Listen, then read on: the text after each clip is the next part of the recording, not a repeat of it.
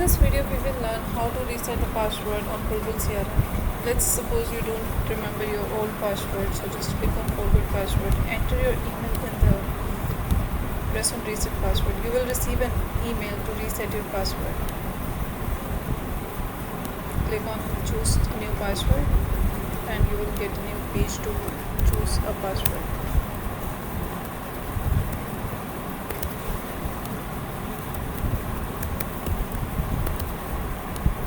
Set password from there. And second option is you can change it from the CRM. Let's see how. Go on your profile, click on change password, enter your current password,